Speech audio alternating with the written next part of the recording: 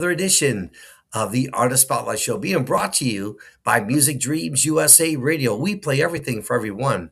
Biker Bay Barber and Company, Table and Mike Productions, Eagle Street Corporation, and yours truly, Russell K. It's so great to be here with you. We have an artist all the way from Phoenix. It's only 100 degrees out there right now, he tells me. That's And correct. he's a very well-known artist. He does a lot of different things. We're going to find a little bit more about our friend, Michael Kowitz. We're going to find out about how he got into the music industry. What's he doing now? Who are some of the people he looks up to? And we're just going to roll with the flow and kick back, relax. Here comes another edition of the Artist Spotlight Show. And without any further ado delay, Michael Kowitz, all the way from Arizona. What part of Arizona are you from, sir?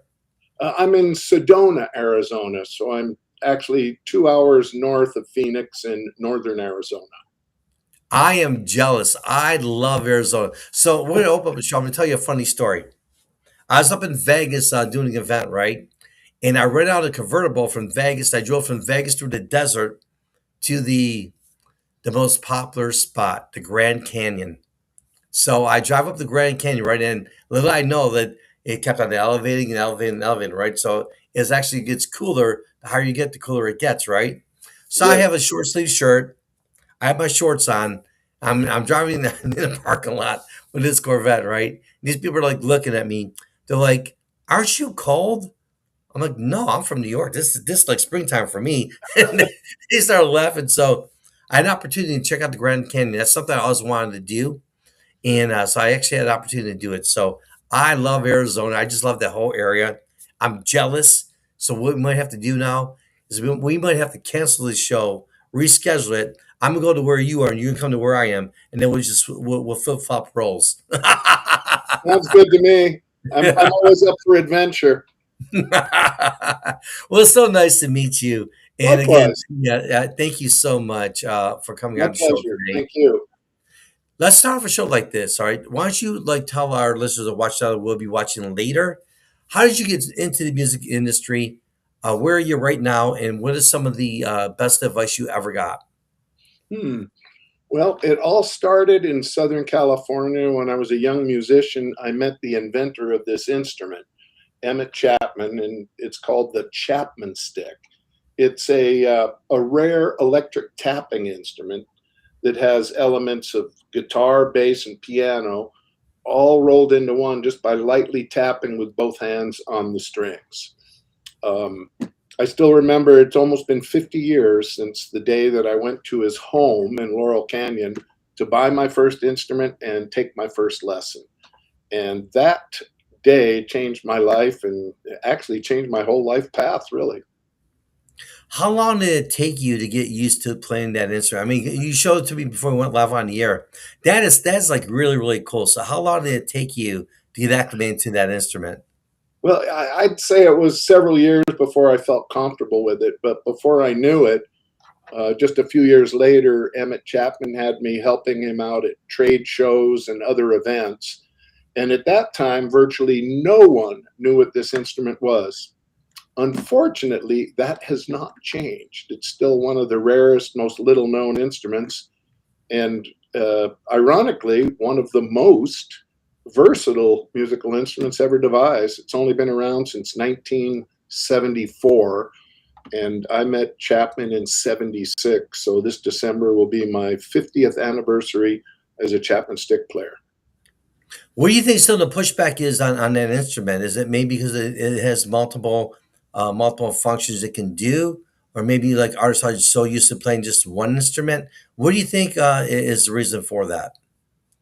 Well, Chapman never wanted to sell out to the big manufacturers like Fender, Gibson, Martin, whatever, because he was afraid that if he did, the instrument would be basically made by robots and end up being a piece of junk, and that was not his intention. He did not want his legacy to end up like that. So he built these instruments by himself with a little bit of help in the basement workshop of his home in Los Angeles and continued to do that all the way until his death in November of 2021.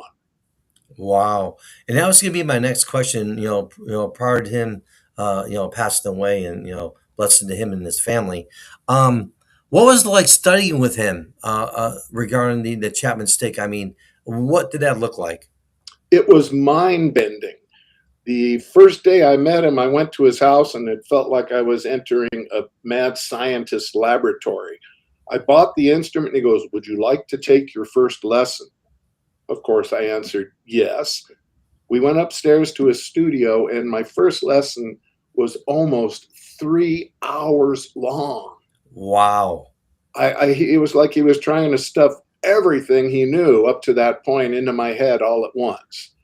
And I don't know what he saw in me, but he took me under his wing, and I studied with him for over 10 years.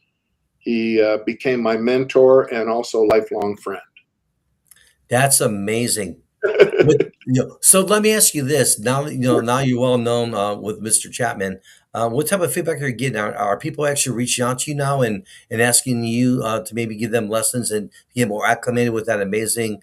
That's just amazing. I mean, up until you showed that to me, and I told you before we went live on here, we always do background checks on all of our guests, right? We never want to come to any of you looking dumb and not know what we're talking about. So we already had those questions for Mr. Chapman and you and all that. So, but I mean, the question is, I mean, are you actually having people reach out to you now and asking to get some lessons on that or to learn more about it? What's the feedback you're getting? Well, you got to remember right away, there's only about a little over 8,500 of these instruments in existence. And what that means is the demand for lessons is very, very slim. These instruments are hard to acquire. You won't find them in music stores. You typically have to purchase them either used instruments online somewhere whenever they become available, which is not often, or purchase them from Emmett's company, Stick Enterprises. And the the lag time is usually a year or more to even get one. So there's just not a lot of instruments. There's uh, not a lot of demand for lessons. I have given lessons over the past, but I don't have any students at the moment. Got you. And I mean, you've had such a magical career in the music industry. You've released several albums, written several songs. Any highlights for you? Yeah, I've released 29 full-length albums. Uh, Three of them made Billboard charts 4 times, and my music has received awards from all over the world. Wow. I know, because I mean, really, when you look at your music, it's really peaceful. It's very peaceful and uplifting, and and I think there's always a place in the world for that type of music. Would you agree? Oh, absolutely. Over the years, I've performed at hundreds of festivals and fairs, hotels, conventions, weddings, you name it, just about any place where, peaceful music would be welcomed. And I'm currently doing a thing where I combine speaking with the music. I have a program, it's called 50 Years on the Chapman Stick. And Wow. it's about discovery, creativity, innovation, and persistence. I want to learn more. I want to learn more about the Chapman Stick. Here's my next question. So obviously, there's no lyrics in that music, right? It's more through the Chapman Stick that you have. So how does your songwriting? What does it look like when you're putting something together, knowing that you're not going to be using lyrics? It's all going to be through the Chapman Stick itself. I'm really interested. I'm sure my our listeners are too. How does that happen? Well, I've always been primarily an instrumentalist. However, the Chapman Stick is a true bass and treble clef instrument.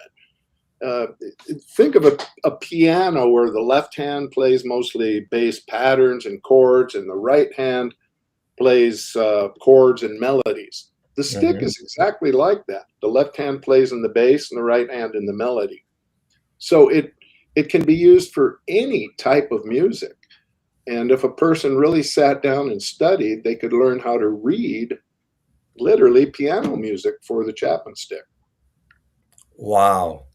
So So there are some people around the world that can play the stick and also vocalize. However, most of the stick players, because there's so few of us really, are typically instrumentalists. Right. So my question to you specifically would be then, when you're putting a song together using the Chapman stick, what are some of the procedures you use? I mean, is it based on personal experience? Is there a computer you can go to that looks at some different things that you've done before and maybe helps you to get a lead? Uh, how does that work? Well, it just seems to come from the ether. I've never used, other than using Pro Tools as a recording platform, I've never used computers to write music. I find chord patterns that I like. I keep working them out until finally I find a melody that goes with it. And then I'll just simply record it. And I'll record it many times until I've gotten a take that I like. Because the stick, you can do all of this simultaneously. So there's no need for a lot of overdubs. I do like playing with other instruments, especially woodwinds, Native American flutes, electronic wind instrument, things like that. I try to stay away from pianos and guitars because we're usually stepping on one another. Right.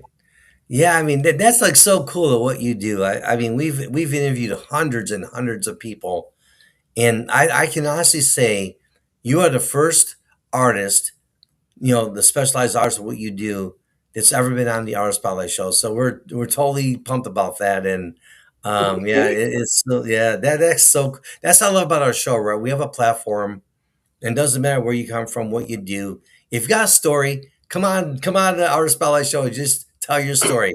So, with that being said, what is it you'd like to share with our audience right now? Well, I've written two books.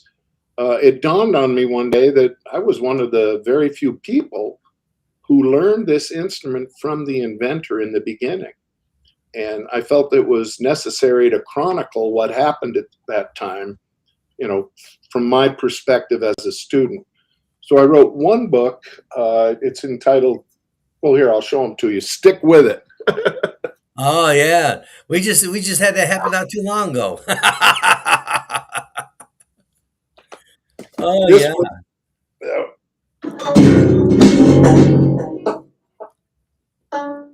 oops, oops. We got to see that instrument too before we go off the air. Anyway, We got to see that. this was the first book, Stick With It. I talk about it. Go ahead and talk about it. Well, This is your It, time. it kind of starts at the beginning, and it's all about my story meeting Chapman and all the many years of lessons, almost feeling like an additional family member, and all the times I spent with Emmett and his family at trade shows, big events.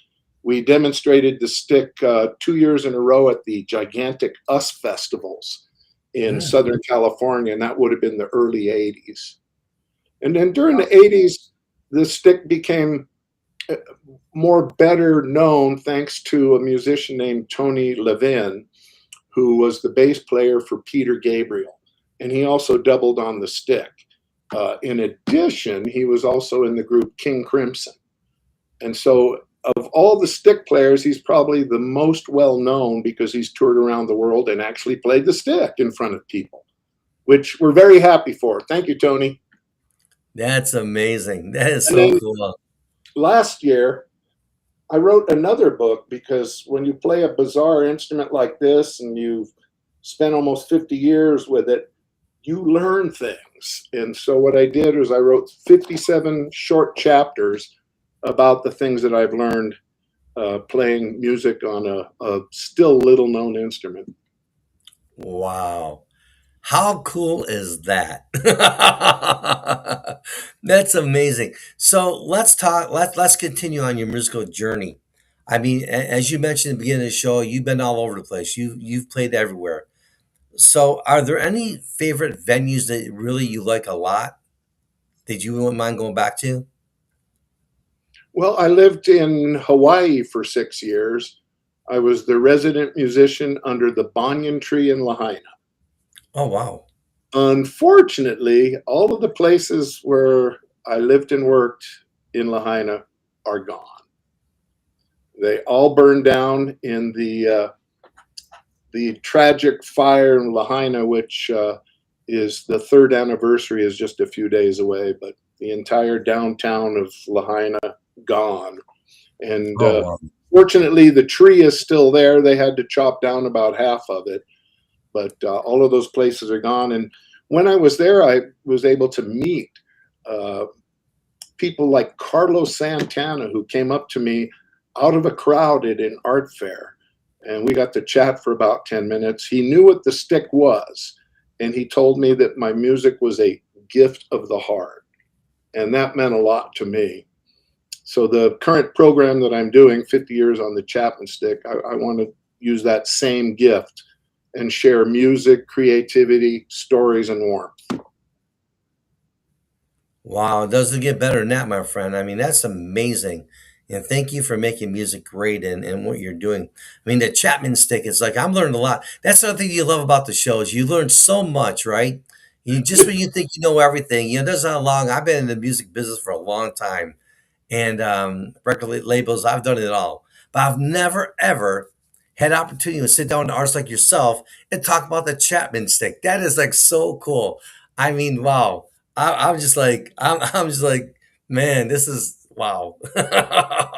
Well, the Chapman Stick is still so rare that in the entire world, I mean, there's only 8,500 or so of these instruments, and I'd say there's maybe 500 to 1,000, real stick players out there in the world somewhere. None of us are famous. We're spread out all over the world in Asia, Australia, stick players in Europe, and all of the stick players. Every single one of them is so different. I've never heard two stick players ever sound the same. Some people are interested in classical, others in jazz, some in pop. And the stick it's like a blank canvas, and you hand the painter a new palette with new colors. That's what the stick is like. It's a blank canvas with new colors. With living in Arizona, how has that helped you with your creativity as you continue, put together some amazing music? Is that played a part? No, not really. Um, I've created a lot of music here. I created a lot of music in Hawaii, and I also created a lot of music on the mainland before I moved.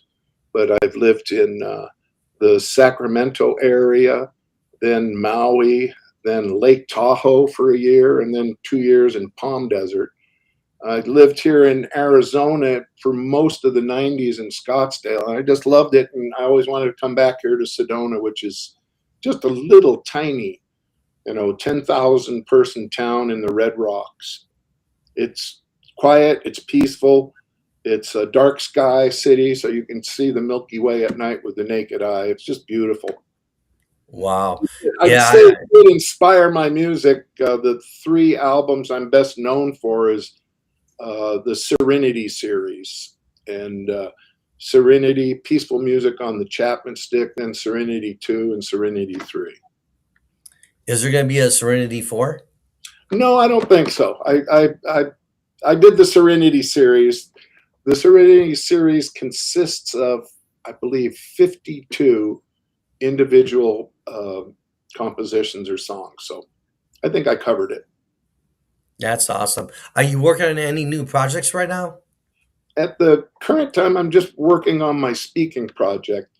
Um, Music has changed, and electronic delivery of music all over the world is it's challenging for myself and all artists. It's hard to get recompensated for the work you do. So I prefer to just take it to live audiences now. That was going to be my next question. As an independent artist, what do you like about being a independent artist, and what are some of the areas of opportunity that the music industry can maybe look at to help independent artists to thrive more than they are right now? Well, the beauty of being independent is simply you're independent. If you want to do something, all you have to do is say, I'm going to do it and get to it. There's no one stopping you. The equipment is such that people can record themselves professionally at home. It's not necessary to go to $100 an hour studios and spend months. Um, it gives you a lot of freedom. And, there's never been, to the best of my knowledge, there's never been a solo or any single stick player that's ever been on a major label. So independent is the way to go. Yeah, I mean, especially what you do, that totally makes sense. I mean, you have a very special instrument that you use, so I can definitely see that happening. Are there any highlights other than ones we talked about? Is there any like magical moments that really mean a lot to you now that maybe when they happened back in the day? Well, one of the most magical moments, of course, was meeting Carlos Santana. He uh, he walked right up, put $100 into my tip jar, and came up and chatted with me. He signed the back of my instrument. Another time, under the banyan tree, uh, I'm playing, and all of a sudden, this 7 foot tall man comes up, pushing an elderly lady in a wheelchair. It was Mick Fleetwood, and he was totally fascinated. He had never seen the stick before, and so we chatted for a while. And the woman in the wheelchair was his mother, Dee Dee. Oh, Mick is still probably one of Maui's most famous residents, and he still lives there. And he told me, he goes, in a British accent, it would be a total no-brainer if you did a Hawaiian album on the chatting stick.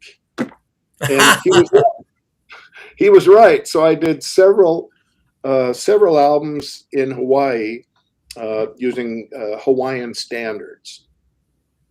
And one wow. of the other things that happened to me when I was in Hawaii, I'd only been there a few months, and I had my recording equipment sent over via air freight. Ooh, expensive. But I had all these recordings. They were on ADAT tapes, and I mean, it takes a scientist with a slide rule to be able to make edits on those things. I picked up the Penny Saver one day, and there was this little ad, and it said, "Do you need help with your audio projects? Call Dave at this number." Well, I called Dave. I walked into a studio. The first thing I noticed was 3 Grammys on his shelf. Can I pick it up? They're heavy. It turns out he was one of the engineers for Steely Dan's album of the year. And Wow. he was the manager of Walter Becker's studio for a number of years, which was there on the island, and had also engineered a lot of Donald Fagen's albums. But we started working together, and he worked with me on 6 different albums. And I told him I wanted to be able to record myself. And the first thing he told me is, "You got to get a Mac." So I went down and bought this very expensive Mac, and he started giving me lessons on Pro Tools. So that's what got me started on recording my own music. Man, that's awesome. That is like so cool. No, you got Penny some saver. keep those stories coming. Keep it coming. Oh man. What else? Come on, show me another one. Give me another one. Well, Hawaii is an unusual place.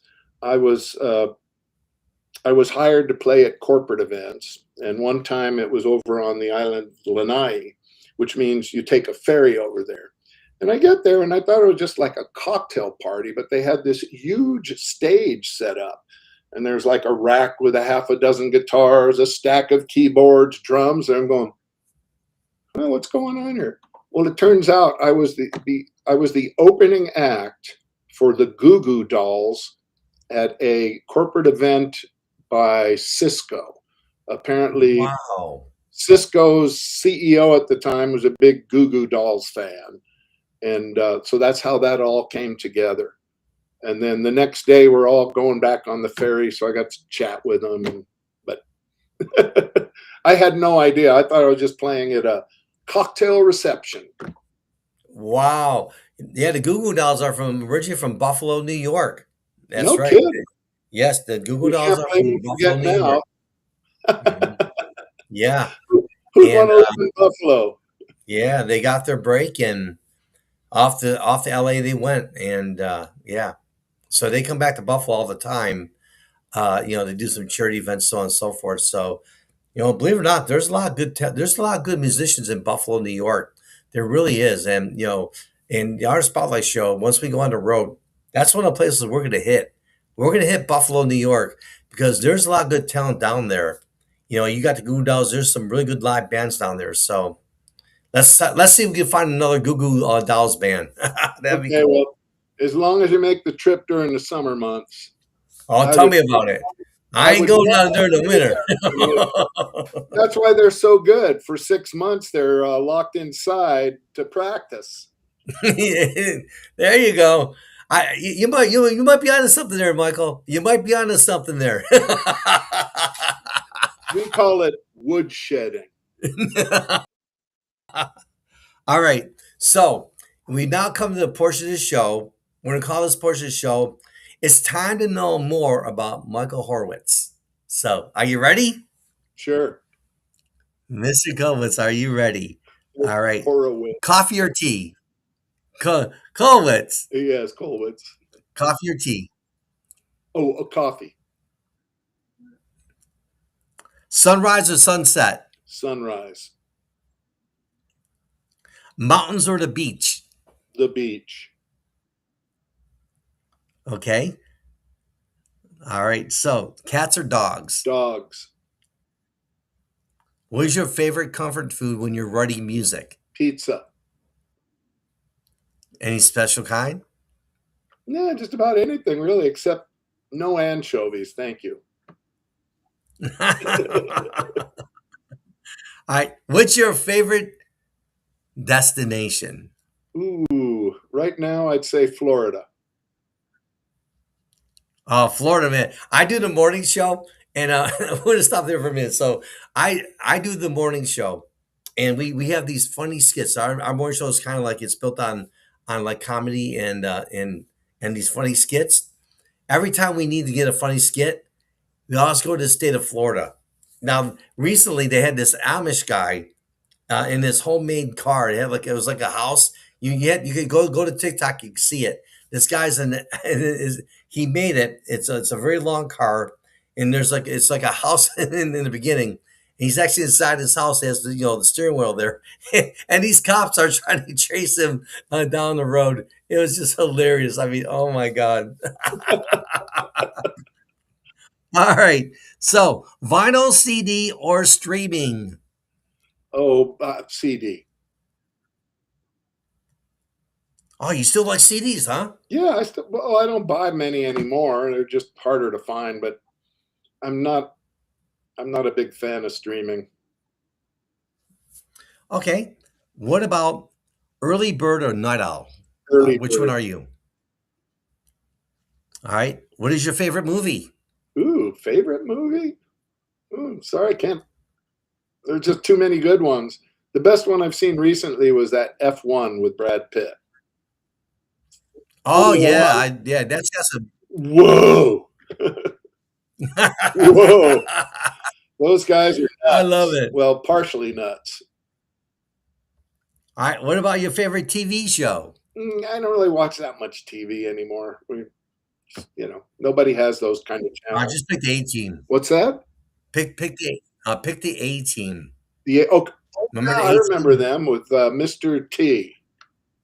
There you I go. remember Mr. T. He wore all the bling bling, and all of his questions were answered with one word or a grunt.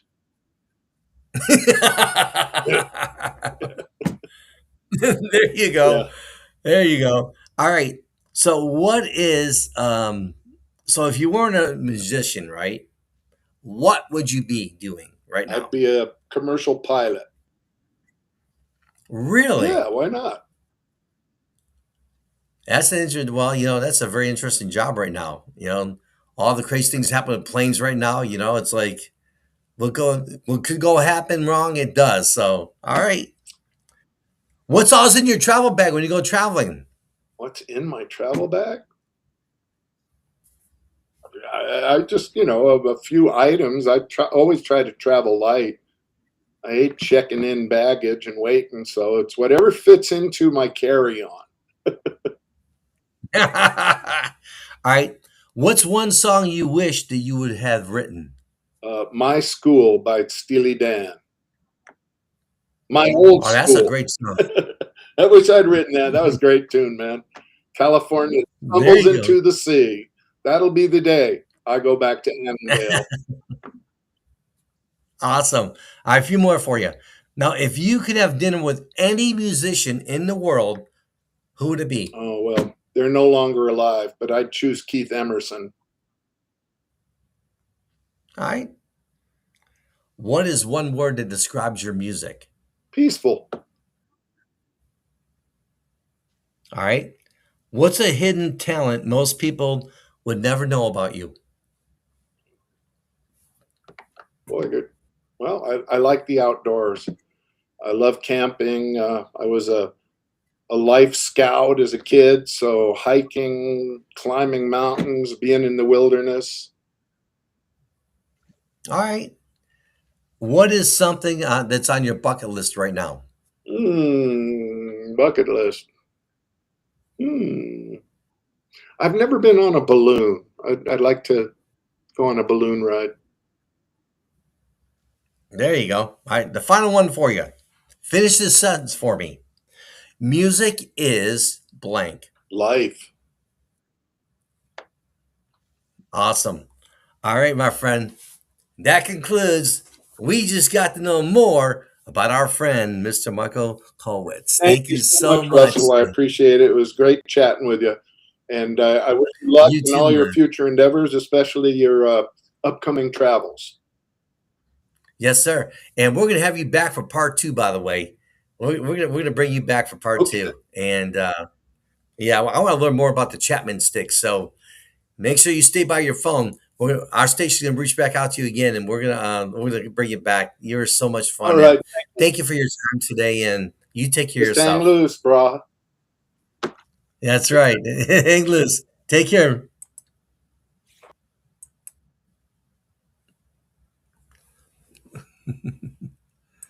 Yeah, that's so weird.